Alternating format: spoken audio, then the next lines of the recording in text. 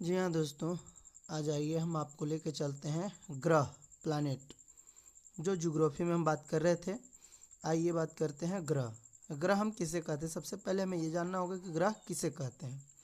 आइए बात करते हैं वैसे आकाशीय पिंड जिसके पास ना अपनी ऊष्मा होती है और ना ही प्रकाश, और वह प्रकाश व ऊष्मा के लिए अपने नज़दीकी तारा यानी सूर्य पर आधारित होता है या निर्भर होता है। यह तारे पर आश्रित होता है, उसी का चक्कर भी लगाता है।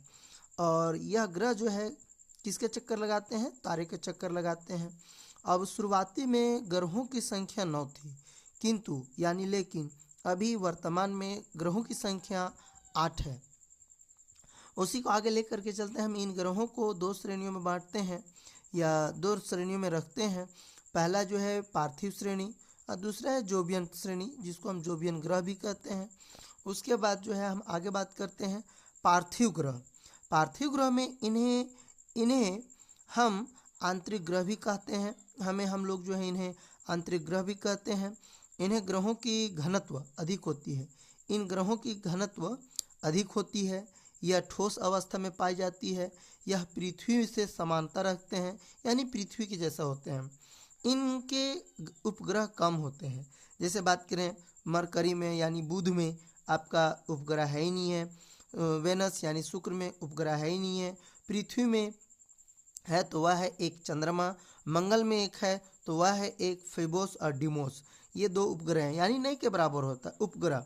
और इन ग्रहों की संख्या 4 होती है, जो आंतरिक ग्रह के भी नाम से जाने जाते हैं।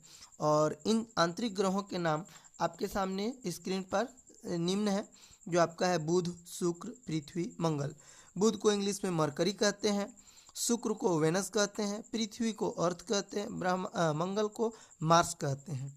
इन ग्रहों की दूरी दिन तथा चक्कर के दिन में होते हैं। जैसे बुध जो है आपका 87 से 88 दिन में एक चक्कर लगा देता है, जिसको हम लोग साल कहते हैं।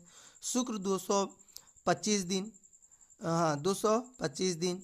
उसके बाद पृथ्वी 365 दिन या 66 दिन। मंगल 687 दिन। ये दिन जो है मंगल साल में चक्कर काटते हैं। लेकिन हम जो बाहरी ग्रह में जाते हैं तो सालों में हो जाता है। जैसे हम लोग आगे पढ़ेंगे, बृहस्पति 12 साल में एक चक्कर पूरा करता है। उसके बाद शनि जो है 30 साल में। उसके बाद अरुण जो है यानी यूरेनस जो है लगभग 75 साल। उसके बाद इसी तरह जो है आपका आगे मिलेगा, जो हम आपको बताएंगे। हम आगे बात करते हैं अब जोबियन ग्रह। जी हाँ दोस्तों, जोबियन ग्रह।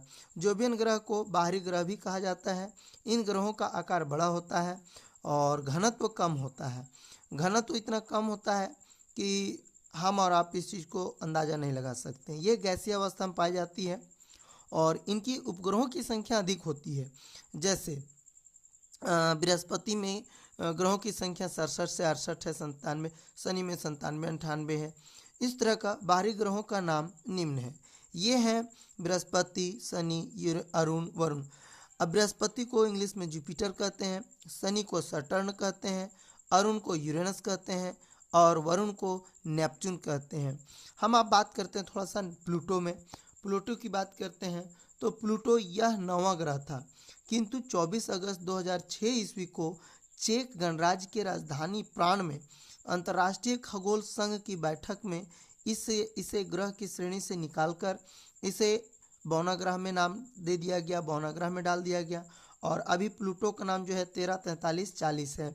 और इसे हटाने का 3 रीज़न ये था, इसे ग्रहों से हटाने का रीज़न सबसे बड़ा ये था कि ये सूर्य से काफ़ी दूर था और सबसे छोटा था और लंबे समय तक जो है ये चक्कर काटता रहता था। इसीलिए और तो और सबसे बड़ी चीज़ है कि सूर्य का जो प्रकाश होता है, ऊष्मा होता है, उस तक पहुंचने में बहुत ज़्यादा समय लगता था।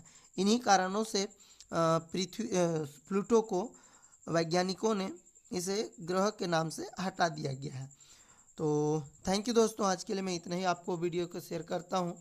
और वीडियो अच्छा लगे तो कमेंट ज़रूर बताइएगा, गलत और सही का, ताकि हमें आपका प्यार दुलार मिल सके। Thank you. जय हिंद।